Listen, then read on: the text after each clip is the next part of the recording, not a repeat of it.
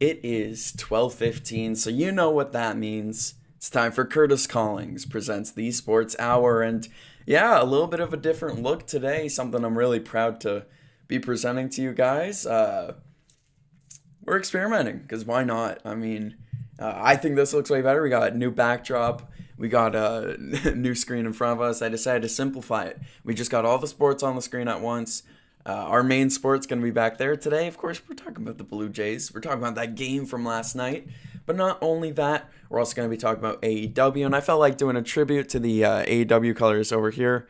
You know, trying to get that gold. I didn't quite go with the black. I felt like that would have been maybe a little too much. But all the same. And it's updated. It's new and improved. And I think we're gonna have a lot of fun today. And welcome to Curtis Collings presents the Sports Hour.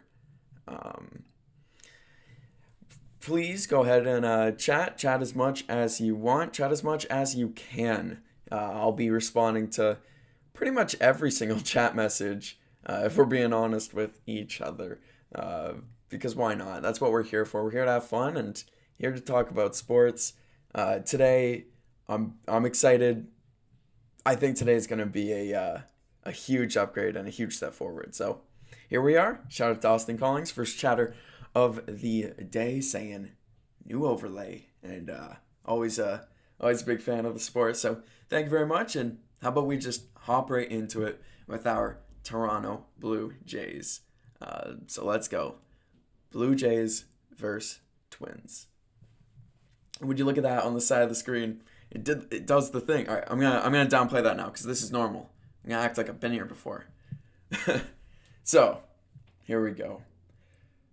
Blue Jays versus Twins. Huge game, a big win, but we'll get into that because I thought we were going to lose pretty much the whole time. And yes, PTI, big inspiration. I mean, my favorite sports show of all time. How could I not? Also, the one of the two guys and the dad. I can't remember what it's named. That's the other big inspiration. It's literally the exact same format for both shows. It's just how it looks. So shout out to those shows. I'll be very honest and open about my inspirations because why not? Pay tribute to the people that you like. It's the reason why they do it, to give inspiration to others, and then so on and so forth. So I immediately thought the Blue Jays were going to lose again because it just felt like that the entire game. Which I'm sorry for Eric Lauer's performance. I feel like I jinxed that completely because I said he was great, and that wasn't very great. I wouldn't even say good or mid. It was bad. We'll get into it. So we go down 1-0 in the first inning on the first batter of the game, Byron Buxton, a solo home run. But we would tie the game up in the bottom of the second, so not all hope was lost. And then that's just when the game would get ridiculous. 2 runs each in the third inning would make the game 3-3. And then they'd score 3 runs in the top of the fourth. Luckily, we'd score 2, stay in the game just a little bit. But sadly, that wouldn't be enough because they would go on to score 2 the very next inning, and we would score 0. So that would promptly end Eric Lauer's night. His final stat line would end with 4 2/3 innings pitched, with an ugly 10 hits, 8 runs, 6 of which are earned, 4 strikeouts, and 4 home runs given up. We'd respond by scoring 0 runs, entering the back half of the game down 8-5. This was, the first half of this game, while it was exciting, was kind of left me feeling dreadful. It left me feeling bad. I just had a bad taste in my mouth from this. Just 3 runs down and less than half the game to go with our bullpen to rely on to keep us in it. No thank you. Personally, no thank you. Of course, the bullpen did already give up 2 runs. Shout out to Dave Collings in the chat there. I appreciate it. Looking good, sounding good. That's the point. Because, look good, feel good.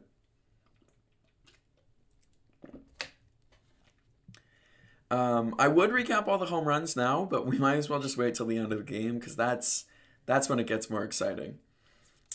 Which we will talk about soon. If you are here interested in hearing about all of the Blue Jay home runs and the Twins home runs, both of which were plentiful, then make sure you stick around. You can see it's going to be coming up in 2 segments. The bottom of the 6th would come with a glimmer of hope. Jimenez would ground an RBI double. That would be it. But, something. Making it 8-6 at the bottom of the 6th. And no score would follow that until the bottom of the 8th. Down to our final 6 outs at this point. It's bottom of the 8th, top 9th, bottom 9th if required. So we'll see what the Blue Jays can do when down to their last at-bats. This is when it matters most. This is the clutch situations that you don't get the top half of the lineup for. You get the, not random guys. No one on this team has really been random when they're taking at-bats. Everyone's been pretty reliable, but still, you're getting the back half of the order guys. And it's funny, as we go through it, you'll notice who's coming up clutch and then who doesn't come up clutch. We will talk about that. As, yes, the last at-bats. We start off with Miles Straw. He would get his first at-bat of the game as he came in as a defensive replacement. He would fly out to left, which would bring up Ty France, who would, go yard. 420 feet, no doubter to a deep left, and that's his first home run as a Blue Jay, and would put us within 1 run. And when the bats are alive, this team feels utterly unstoppable. It feels like nothing can get in the way, not even their own bullpen. They could shoot themselves in the foot but still hit a home run and, like Kirk Gibson, limp around the bases. It feels like this team is unstoppable, especially when Kirk hits a single into left, Springer walks to put 2 runners on base, and then Barger drives home what would be a very important hit. A two-run RBI double into the right field gap. That would put us up in the game at 9-8, as both Springer and Kirk scored easily on this. Now, the inning would end, and I would be absolutely terrified because we're trusting Hoffman. We're still trusting this guy. I don't get it. It confuses me. But we'll get into it because the inning ends with Vladdy striking out and Bo Bichette grounding out. Our 2 best hitters not coming up clutch, unlike the last guys. But regardless, we got to trust Hoffman. It's what the management has decided. It's what the coaching has decided. And it's what the season has pretty much decided for us fans. Sure, 5th, maybe 4th. I didn't check. In the league in saves, but also 2nd in blown saves. It's a roller coaster. I'm expecting the worst now just because of the cold streak he's been on, but hey, we know he can deliver good stuff. But I'm scared. Especially when we had just seen Sir Anthony Dominguez. He threw good, then got himself into a bad situation with 2 walks and a wild pitch, but got himself out of the situation without giving up any runs. And that's the big thing. It's run prevention. That's why I like Sir Anthony Dominguez over a guy like Jeff Hoffman. And when Jeff Hoffman gets hit, he gets it hard. And it's typically bad. It was home runs the last game against the Twins.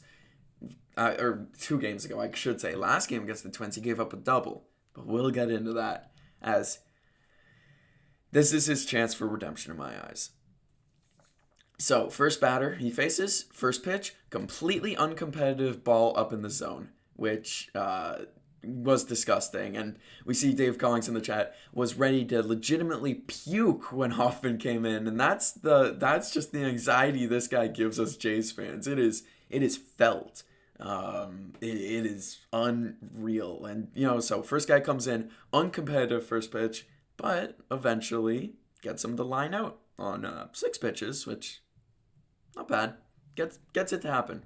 The next batter, Wallner, the guy that homered off him in the last game. Hoffman makes him look silly. 3 pitches, 3 strikes, bad swings.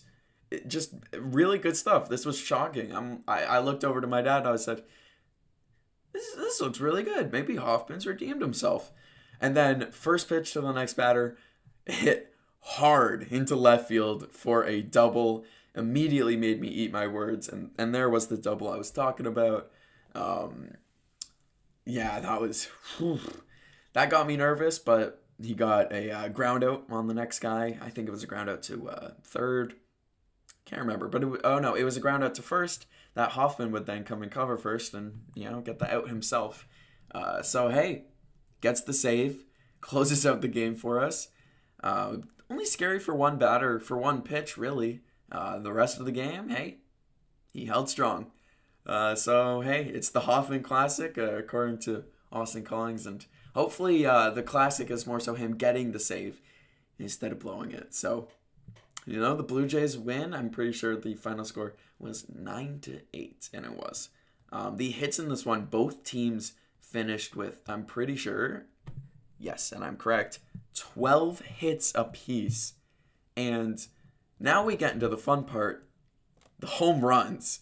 This was insanity. This was ridiculousness to the highest degree. I'm not sure about MLB records or anything like that, but you'll understand why I'm worried about MLB records as we get into it. So, first at bat of the game, sixth pitch of the game, Byron Buxton goes yard, a solo home run. Keep that in mind. Bottom of the second, Davis Schneider would do the same. Solo home run, 1-1, both in the game and in the home run count. Byron Buxton would then lead off the third inning with another solo home run. 2 for 2 for Byron Buxton. The later in that same inning, Luke Keeschel would hit a solo home run as well. The home run score and the score in the game is 3-1. That was until Davis Schneider would hit his second home run, also a solo home run. This would make the home run count 3-2 for the Twins. At this point, the score in the game was 6-4, so we're going to just forget that now. 3-2 Twins are winning in the home run race. And shout out Austin. One day he's actual Satan, the next day he's Mariano Rivera. That's pretty extreme, but that's how the general Blue Jay fan feels at this point, it feels like. Shout out Jeff Hoffman. Anyways, back to the home runs. Jimenez would tie up the home run game 3-3 with his solo home run. That is now 6 solo home runs in this game. Every single home run so far. Also, that was in the 4th inning. Just to put in perspective.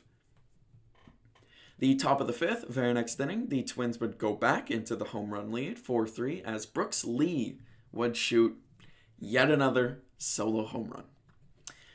Then we fast forward a little bit to, I'm pretty sure, the 8th inning, or it was a bit sooner than that. Either way, fast forward to then our last home run of the game. It's 4-3 to the Twins. Ty France comes up. First home run for the Toronto Blue Jays. Ties it up 4-4, and that's where it would stay for the end of the game. 8 solo home runs. I don't know if that's a record. 8 solo home runs and no other home runs. That's an important note. Every home run was a solo home run, and there was 8 home runs in the one game. That's got to be some type of record. I don't know how to find that stat myself. I don't pay for a stat head subscription on Pro Baseball Reference. I can't really figure that out myself, but I'm sure there's a way to figure out what the most home runs in a game are that were all solo home runs. That's not a hard criteria, because I think this is up there. 8 in one game. And we won still. Yeah. We are winning all of these strange baseball games. Which does bode well for the playoffs, you would think, but I don't know. The way the bullpen is, other than my guy Sir Anthony Dominguez, I just don't see this Blue Jays team as a true World Series team. I'm sorry, Blue Jay fans, but I just don't, honestly. The way they blow games against easy opponents. I mean, we did just come off a big win, but it was 9-8 against the Twins. We're letting the Twins score 8 runs against us. I mean, I know Eric Lauer is responsible for a lot of that, and That was his first game, not start, game entirely, because he never once came out of the bullpen as a long relief guy, which is stupid if you ask me, but it's his first game since the 17th. That was 10 days off, and so he's a little rusty, and still, though, that's what worries me. Of course, in the playoffs, they hopefully sharpen up, and we don't have Eric Lauer, 8 runs given up games. And to your point, Austin, yes, we do only really do this against bad teams. We have good games against good teams a lot of the time, but again, it just worries me, you know? I can't not be worried about this team, especially when it comes to the playoffs. And I think the reason that they do sharpen up against the competitive teams and play better is because they do sharpen up. They treat it more seriously. As horrible as that is for professionals, but it just seems like they got the Jamal Murray disease, which is when the lights are brightest, that's when they shine. And when they got the dim lights, they feel like they shrink when the lights aren't bright, which kind of was the whole story of last season. Was they kept playing bad and worse and worse and worse, and it kept just kind of like affecting the chemistry and affecting the momentum. They're a big momentum team, and so beating good teams just once makes their momentum go from like a 5 to a 10, versus when we beat the Twins in the first game in this series, the momentum went from a 1 to a 2. I felt like the boys watching it just feels like the care level, like obviously there's emotions into every game, sure, but again, they just don't treat it as competitively. And to your point, there are no bad teams in the playoffs. But if we are going to be like this now, it worries me for the future. That's my only point. That's my only point. Because what if we do start slipping up against these bad teams? What if we start having uncompetitive at-bats and games where we give up 8 runs? I don't think good teams in the playoffs aren't going to give up 6 runs. And I really think, to your point as well, Dave there, shout out my dad and brother, to your point, September's going to be the biggest test. If we don't play good in September, then I'm going to be insanely scared for the playoffs. But if we do, if we play good in September, then hey, I'll join the bandwagon. I'll join the hope train. But I like the optimism for the team moving forward. Let's just monitor where they finish in the American League East, and that will be what determines my worriedness level. For first, I'll relax a little. I'll pump the brakes on my Blue Jays pessimism. But we'll see. We got a lot of time. This Brewers series coming up is going to be huge. It's going to be giant. I got 2 more minutes to talk about the Blue Jays here before we hop into our AEW Dynamite recap and review. We would be doing the Brewers recap, or not recap, preview, that's the word. But it's travel day today. We don't really have a starting pitcher to go over for tonight. We don't have the lineup for tonight. Of course, we do have the starting pitcher for tomorrow. I'll keep that a surprise for tomorrow. I'm sure I might have talked about it yesterday, but we got the big boys coming up because we're facing the biggest boys in the league. The Brewers, the only team, I'm pretty sure, with over 80 wins still at this point. For these final 2 minutes, we will take a look at the standings as the Yankees and Red Sox refuse to lose lately on a 3 and 4 game winning streak, respectively. That's the Red Sox with a 3-gamer, Yankees with a 4-gamer. If we had lost that game last night, they would have been 3 and 3.5 games back. Luckily, we kept them at 4, but 4 games, it worries me personally. But that's all. That's all. I think other than that, just those 4 games, if we could stay afloat, I'm not worried. I swear, I'm not worried. I swear. And then, yes, after doing research, aka looking at my phone, the Brewers are the only team in the MLB with over 80 wins. So it's gonna be one of the biggest testers that you can get, the best regular season team. Now our Blue Jays are still first. Oh, the Yankees suck. We know that. That's why they're behind the Red Sox, and the Red Sox suck too. We could pump that train. We could go on that. we could go down that road all day. So we don't need to concern ourselves with that now. We just need to concern ourselves with ourselves and playing good. We do have a series against the Yankees. We do have a series against the Red Sox. I mean, we got to win. We got to win. Any sweeps would be amazing, but I doubt it. As we are 20 minutes into our sports hour, we're going to get into our AEW Dynamite recap and review. Now, I do want to say shout out to AEW for multiple reasons. I mean, not only for being the best wrestling company and my favorite wrestling, but also for doing recaps on your official website that are publicly available for anyone who misses the show or does a show the next day and doesn't want to take notes the entire time. It's big. It's really cool. I'm sure WWE does it, but if they don't, +1 AEW. So shout out to them. Now, getting into it, because this was a banger of a show. So good. I mean, I've talked about them being on a hot streak, and another Wednesday come and goes, and I'm still going to talk about them being on a hot streak, because, again, special streak they're on. The programming is unreal, so let's jump right into it. Copeland and Cage challenging FTR at All Out. And looking at here, big chat, Dave Collings.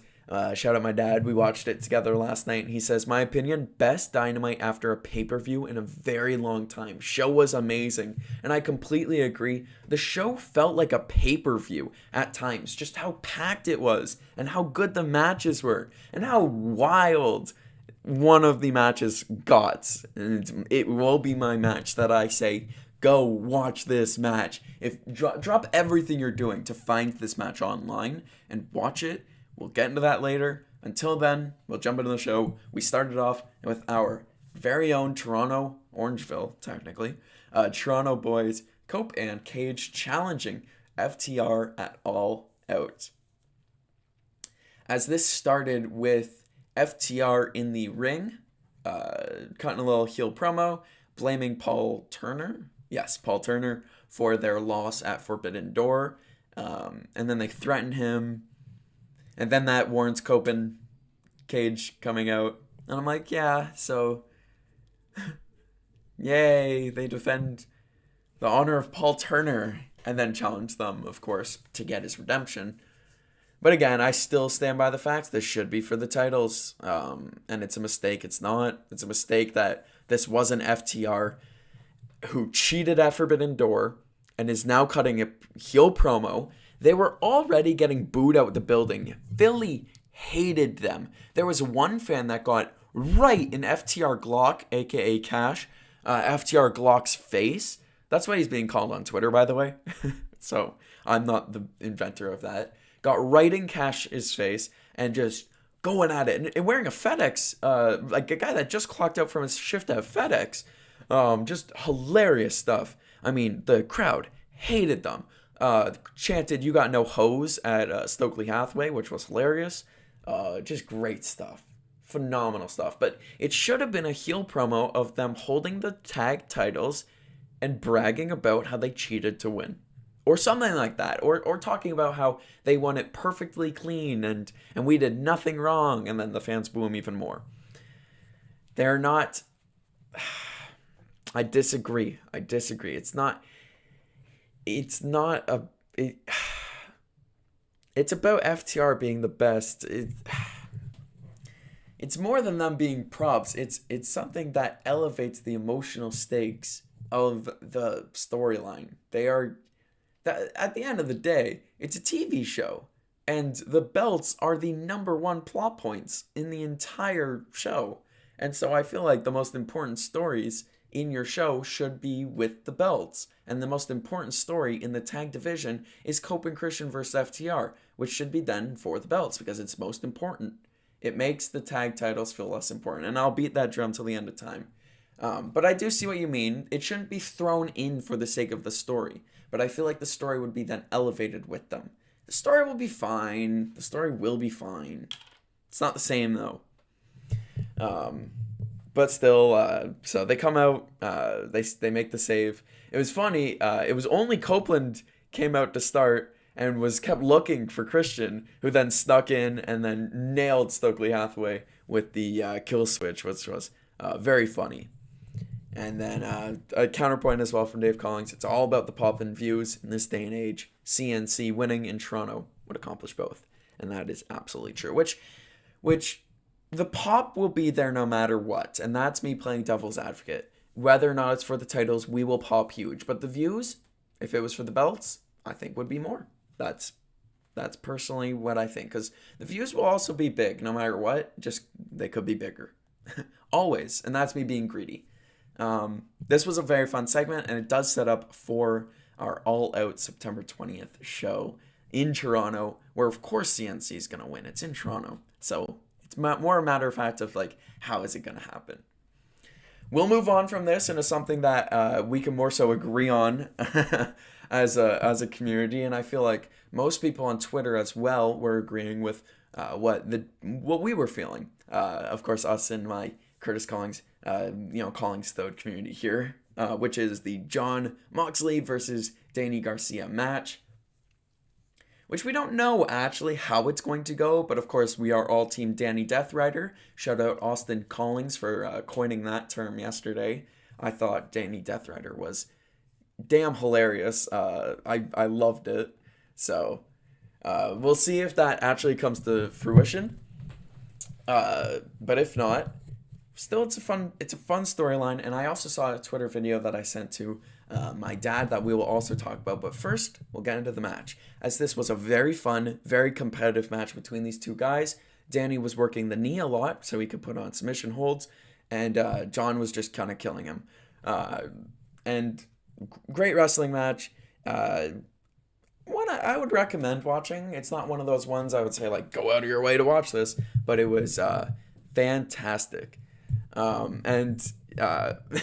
I will do that actually for you, Austin, because we'll do. I don't have an AEW Twitter time set up, so we'll just do it on the Panthers one. But this was the end of the match, and this is what the whole thing of what I wanted to talk about. I got to figure out how to get this how I want it is the only thing. Because yes, the end of the match was Danny Garcia putting a hold on Jon Moxley, and for some reason his head magnetizes to the floor, just to a ridiculous degree. So we'll be on Blue Jays Twitter time. Here's a little behind the scenes for you guys as we try to pull this up. Shout out to my DMs here. Figuring out how to get this. It's important that you see this because it was so funny. Definitely gonna be something that appears on Botchamania, unfortunately. But so be it. Sometimes you just gotta live with that. I do need to adjust the crop real quick. But again, it was a fantastic match. I'll continue talking about it while I figure this out. Here we go. So here was the end of the match. He puts him in this hold and just sinks to the ground. And of course, I added the text, me when the magnet in my head turns on and the canvas has steel beams. Because this was, again, I don't know what went through his head to make him do this.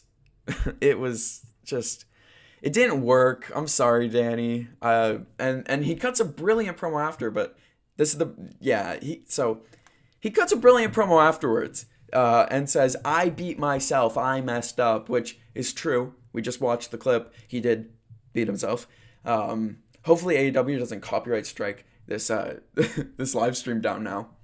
Please, Tony. But so afterwards, after the match, he goes to the outside. He's being consulted by Daddy Magic, and Jon comes up to him and gets in his face and tries to talk to him, and he's starting the recruitment process, which should have happened 2 to 3 years ago with the BCC, but alas, we're here now. So he gets in his ear, but Danny is completely not having it. He does not want anything to do with the Death Riders for now. Well, hope he changes his mind. And then I saw this on Twitter, the promo he cuts, and then he talks about how he had him. He had a great match. He finally got his hands on the Death Riders. He talks about how he was one of the guys that was in the parking lot last year with the Dark Order and Karen Jarrett. He name drops Karen Jarrett. He was one of the guys in the parking lot that was ready, that wanted to get their hands on the Death Riders. He says, this is now my chance. I got my one-on-one, and I blew it. I lost the match. Jon Moxley didn't make me tap. He didn't beat me with one of his moves. I lost. And it's a really captivating promo. It's really good stuff from Danny, and I really like the direction he's going. And that's the big thing, is if you haven't been an AEW fan for forever like we have, if you haven't been an AEW fan, if you've only been a new fan since the hot streak, then you would have missed out on way back at Wrestle Dream last year when they put the bag over Bryan Danielson's head. The lore behind that, we could talk for hours. But the show ended with Hook, Danny Garcia, Orange Cassidy, and who was the last guy? Oh, Darby Allin. Silly me. Why would I ever forget that?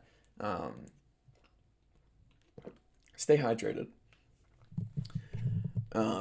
So it's Darby, Hook, Garcia, and Orange Cassidy. Orange Cassidy is gonna come back during one of these Philadelphia tapings. I am 100% confident it's either going to be, it's not going to be Collision, so maybe next Wednesday, maybe the Wednesday after that, but he is coming back. I think OC, way more likely to come back than Eddie Kingston at this point.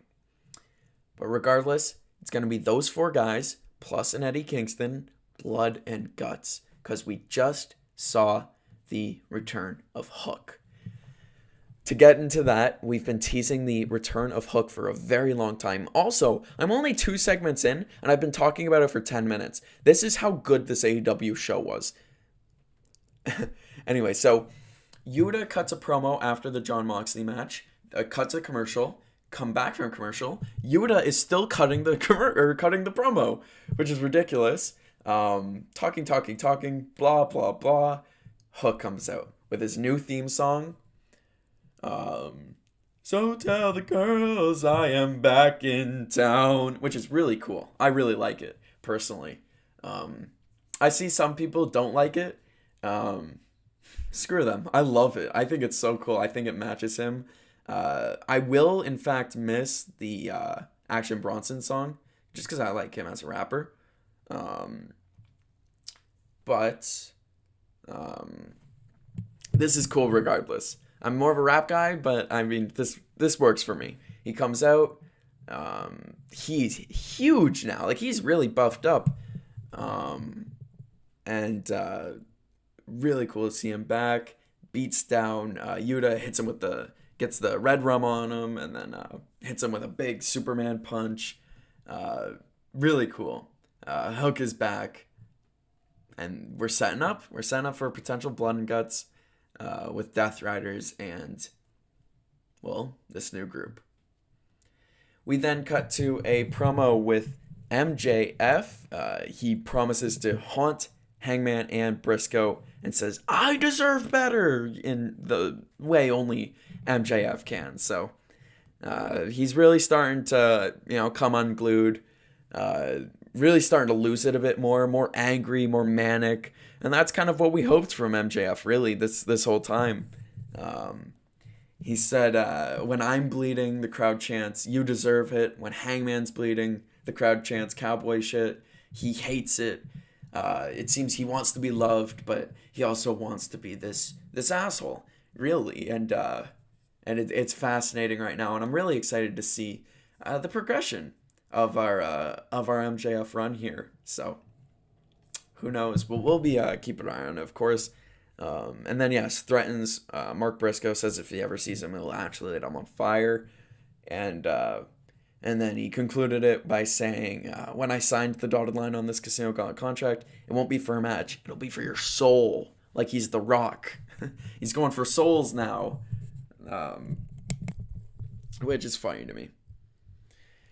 We then go to our next match of the night, which was our women's tag team match, which makes me, again, say, where are our women's tag titles? I want them now because I want Megan Bayne and Penelope Ford to be tag champions. They are awesome. I love them. What an amazing group. What an amazing dynamic. They are so awesome in the ring. I even really like Penelope Ford, who's like a very underrated performer. Insanely. This was a very good match. Of course, it's Harley Cameron and Chris Statlander. They're also very fun. Harley Cameron, hugely improved as well. Well, not as well. Penelope Ford was always great.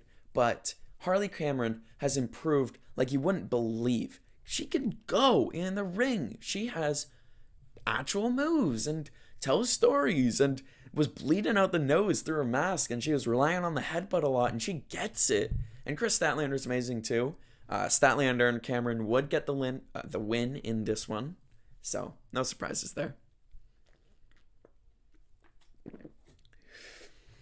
I do think the losers of the match, in my eyes, looked better, but that's honestly because that's who I was watching most of the time, because I just find Megan Bayne to be fascinating, and the fact that she is not a champion yet is a travesty. She is the best. She is easily one of the best women's talent in the entire world.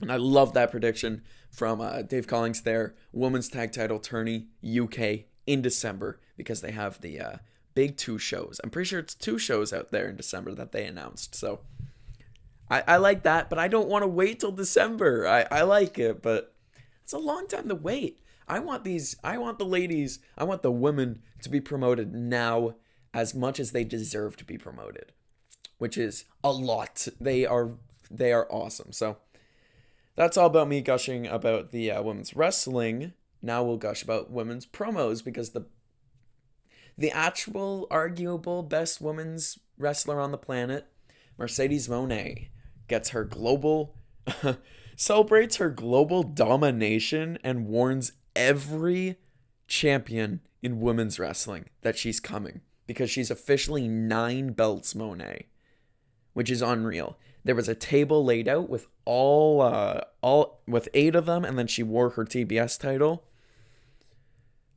It is hilarious at this point. She's coming for Ultimo Dragon's record, and she said it on TV, which is funny because I said it to my dad when she first came out with all the belts, and I'm like, oh my god, she's trying to be Ultimo Dragon. And then she said it, and I felt, I was like, I know my stuff. Sometimes.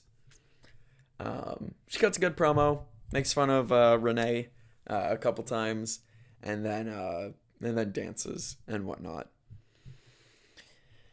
How did this one end? I think that was it. I think it was just with her dancing. Then we cut to Mark Briscoe, who challenged Kyle Fletcher and, of course, fired back at MJF. So, of course, the Mark Briscoe MJF story is something that MJF has wanted, and it has been super fun, and they're prolonging it a lot longer than I thought they would, which is very good. This is awesome. And I love Mark Briscoe being a main event player like this. Of course, being with MJF, in my mind, makes you a main eventer, even if MJF isn't in the main event. Regardless, he says that he does want gold. And then we set up Alex Windsor for the TBS title again. A little one-on-one match for Mercedes Moné. Anyways, thank you. But back to Mark Briscoe, who I cannot gush enough about how much I love, and how exciting it is. He says that he does want to compete for a title, but he's not going to go after Hangman. So Kyle Fletcher, they had a fantastic series of matches that ended tied 2 apiece. So he wants that TNT title. I don't think he's going to win it, sadly, because this Fletcher reign is, I think, going to go a little longer. And Fletcher definitely, I think, deserves, in my mind, as a Fletch head, to go, up in the series 3-2. But I'm sure a lot of Mark Briscoe fans, the Chicken Warriors, they would argue, the other way. Oh, and the other thing, this was a pre-recorded promo. He couldn't be there in person because he just had a kid, Mac Briscoe, which is, it's pretty sweet. It's pretty cool. So, good to see him anyways. And then, introducing his 9th child. So, Mac Briscoe. And soon enough, there's going to be a Briscoe bloodline uh, because of how many damn kids he has. Um, we then get into our all-star 8-man tag match, which was the Don Callis family, Konosuke Takeshita, Kazuchika Okada, Hechicero, or as Don Callis said, Hechicero!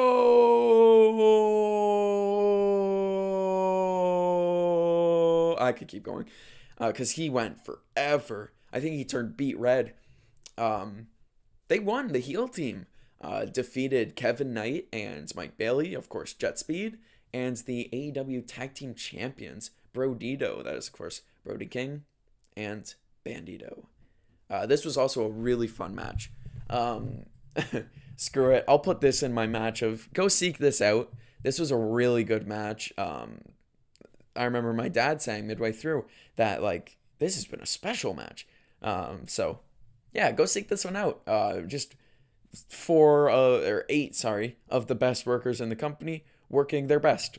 That's as simple as it gets. I don't really want to spoil too much other than the ending, because it was sick. Really good stuff. Terrific match. And then it ended with a little... I can't remember how we got to this now because it was such a cluster of stuff happening. But it ended up with Kenny Omega came out. He saved... Oh, that's what happened. Hangman Page came out, and Hangman Page was cutting a little promo. Jesus, I cannot believe I almost forgot that. So Hangman Page was out there. The Don Callis family comes out there. And my dad and I were looking at each other like, yeah, we're setting up Wardlow versus Hangman Page. That's cool. And then Wardlow never came out. But the rest of the Don Callis family came out, and we're going to jump Hangman Page. And did. So Hangman Page says, I'm no dumbass. I know how this is going to go. And then dives on the outside and immediately jumps Josh Alexander. And so jumping then ensues. They start beating up Hangman. Kenny Omega comes out for the save, which was super cool to see him and Hanger together again.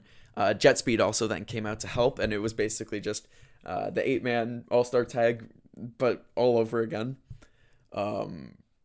This was so cool to see Hangman and Kenny together. Shout out to before 2020 and pre-COVID AEW and the storyline that these guys had. They did their buckshot plus V-trigger finishing move for the first time since I think 2020. So the unreal story that these guys have, and they've put their past behind them. It looks like they'll be able to, be together again, and just super cool to see them together. This would then lead into our AEW World Trios Championship match. The Ops, that's Samoa Joe, Katsuyori Shibata, and Powerhouse Hobbs facing off against Ricochet. I say it like he's an Irish guy named Rick O'Shea. Ricochet facing and the GOA. That's, of course, Bishop Kong and Toa Leona. I'm so bad at pronouncing names. The second last match of the night, if it was the main event, I would have been very, very seriously bought into the fact that GOA and Ricochet could win here, but it wasn't the last match, so I thought to myself, maybe not. This was a really fun match. The chop sequence that I'm pretty sure it was, I can look here. It was Khan. It was Bishop Khan and Shibata that chopped each other for like 2 minutes straight, and they were both purple by the end of it. It was unreal to watch. It was so much fun. And this was a great match. Hobbs and Toa getting in the ring together, the two big men with the meat chants, was super fun. Samoa Joe barely even got in this thing, but would get in to beat up Ricochet for a bit. This was super fun. Super fun match. This would then end with, by the end of the match, MVP would come out when Ricochet was on the top rope and hit him with his cane to knock him off. This would then lead to GOA losing, and Hurt Syndicate then coming out after to promptly start a feud, a little beatdown, and brawling to the back. And it looks like we're setting up Hurt Syndicate versus Ricochet and GOA, which makes sense because of course, at Forbidden Door, GOA and Ricochet costing them the match. And this is a really good long-term storyline with Ricochet not, getting accepted into the Hurt Syndicate, and that's why he is now with GOA. And so this is long-term storytelling at its finest. And again, I'm loving everything with Ricochet. What an MVP of AEW lately. He's one of my, honestly, top 5 guys in my mind. But there's so many guys that could be top 5, but just the run that he's had and the type of performances that he does, the character work, this is what a blessing to AEW he's been, really.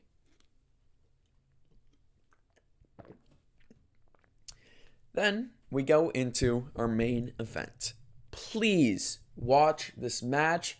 Go anywhere you can. If it's on YouTube, you find it on YouTube. If it's on Dailymotion, you watch it on Dailymotion. If TSN has uploaded AEW from last night, you go on TSN and you scroll to the main event and you watch this match, because this was unreal. It felt like a video game was unfolding in real life as Darby Allin and Claudio Castagnoli would face off in a Falls Count Anywhere match. Now, of course, Claudio Castagnoli loves to start his, and yes, oh boy, the main event, as Claudio Castagnoli loves to start his matches and entrances from the outside or in random locations. And so this one was the outside. He's walking, strolling to the building, and Darby appears and jumps off a shipping container onto him, and they brawl on the outside for a bit, which then involves Claudio throwing Darby into a bunch of chairs that were set up, and then, I'm sorry, I don't want to spoil too much, so I'll just talk about the beginning and let you watch this match on your own, because I'm spoiling too much as it is. But he slams him through a TV, like the TV was a table. The TV was in half. It was unreal stuff. They continued to brawl into the ring with tables, and there were support beams, and I will let you enjoy it for yourself. Please go check this out. I won't make you stop listening to me yet, because we only do have 13 minutes left in the sports hour. So as soon as we're done here, you go watch this match, please, because this was unreal. One of my favorite matches I've ever seen.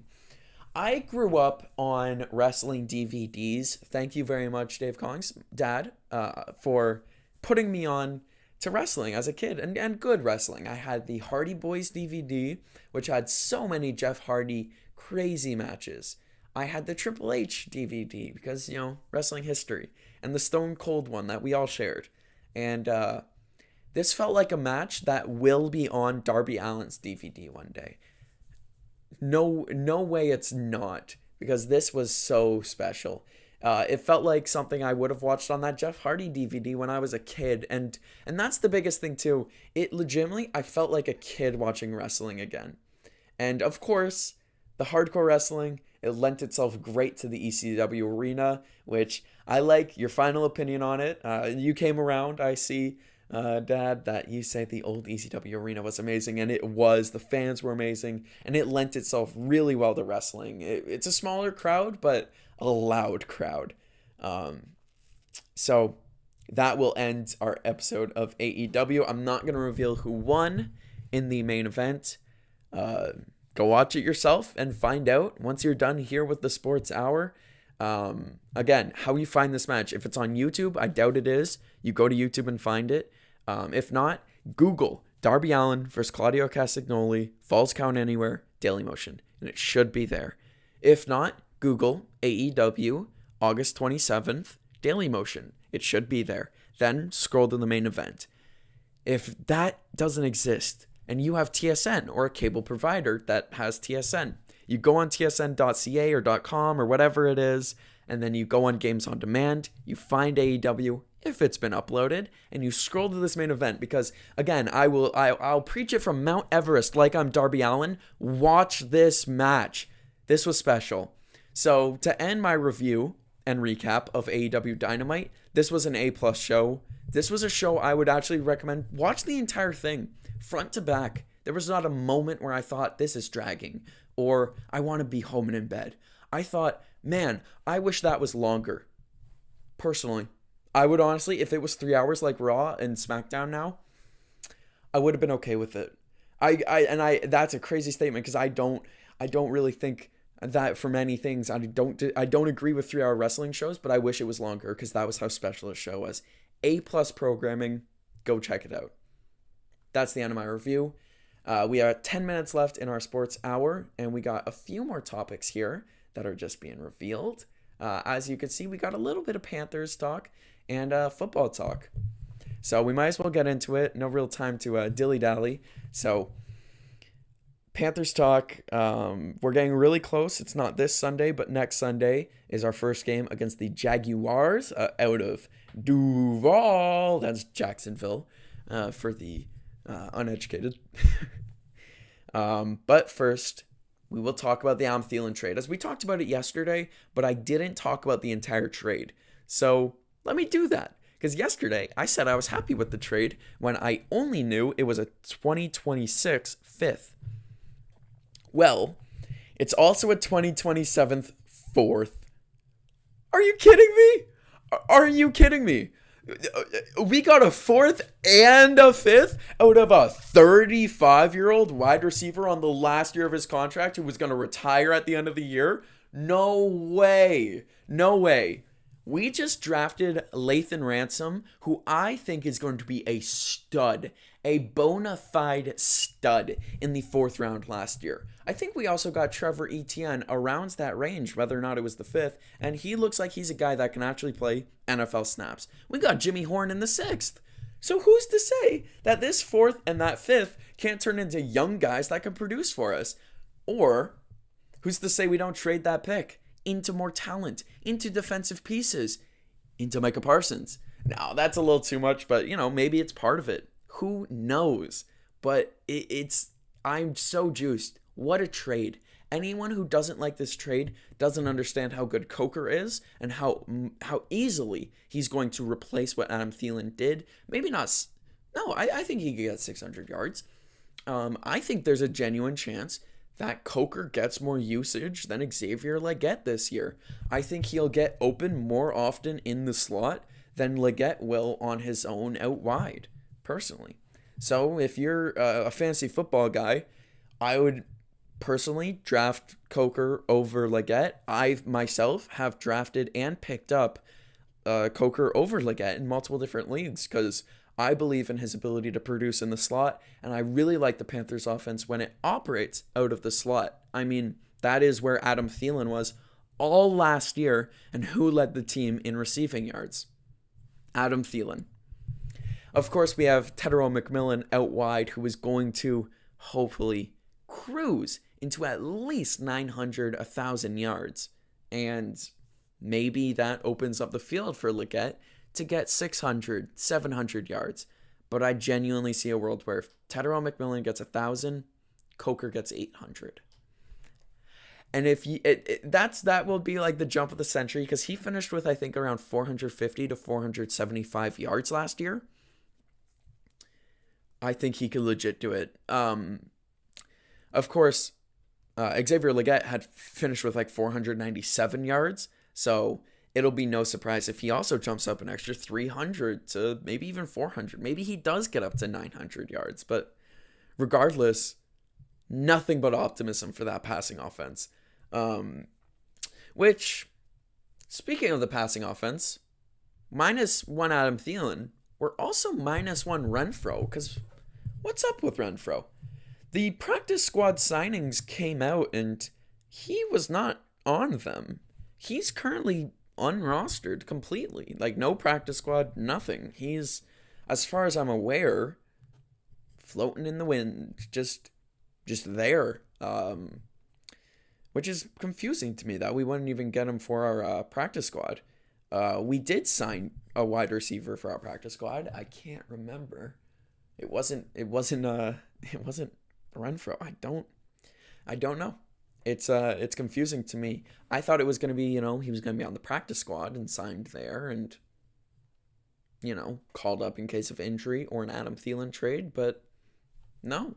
It looks like we're going to roll with 6 wide receivers on the 53-man roster, and Hunter Renfrow isn't going to be on the team at all, which is weird, if you ask me. But maybe he wasn't all that. Maybe he wasn't cracked out to be. But we'll keep our eye on him, of course, in the future. I'll report on it if anything does happen, and I'll, of course, give my take on it.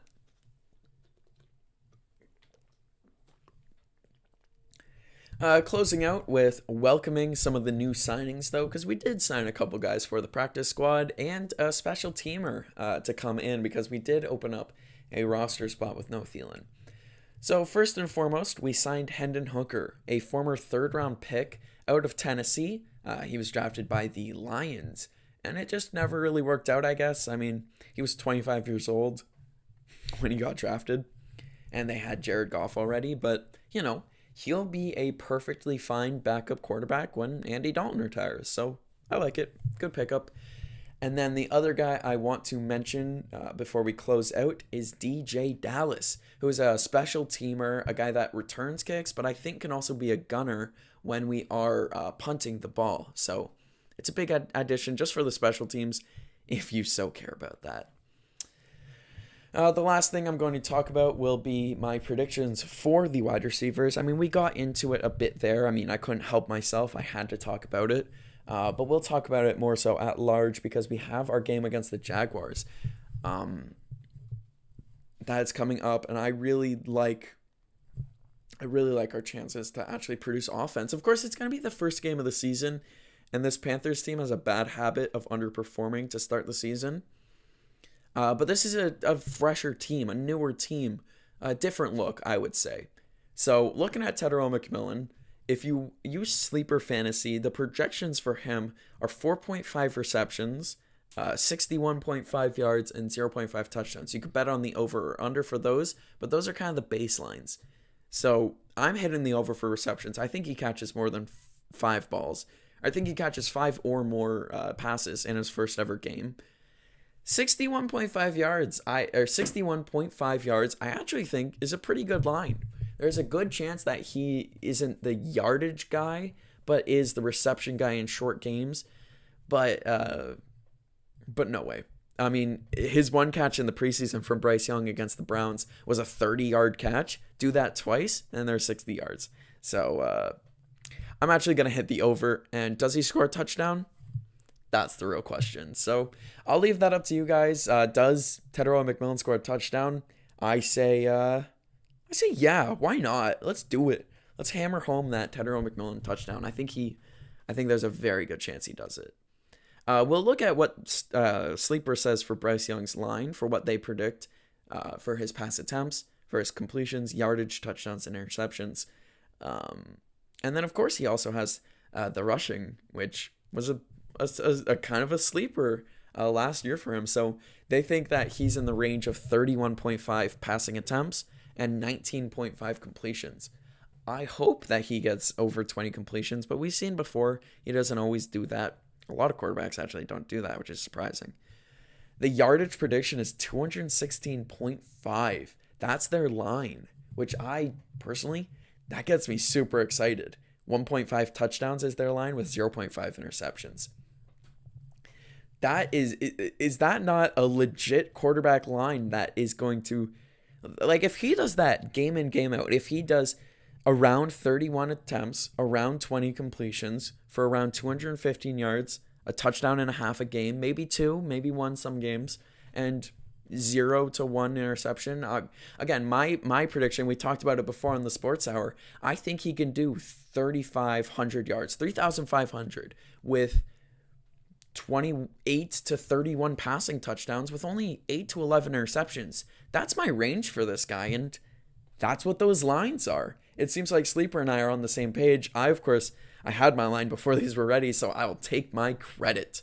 Panther fans and non-Panther fans, be excited for the season. I'm optimistic, at least for the offense. We'll wait till week 1 to see how the defense does. And of course, we'll have to wait till the Monday after to talk about it. As of course, the Sports Hour, presented by Curtis Collings, we're wrapping up for today. Of course, Thursday, August 28th. We're going to be doing this every single weekday, Monday through Friday, 12:15 to 1:15. So make sure you don't miss it. Make sure you come around tomorrow, as we'll have another fun, exciting show tomorrow, talking about the preview for the Blue Jays versus the Brewers, and some other random stuff. So, thank you very much for tuning in as the clock winds down to 1:15, and we had a great time here. Big changes. Hopefully you enjoyed them. I know I had a ton of fun with them. So, see you later.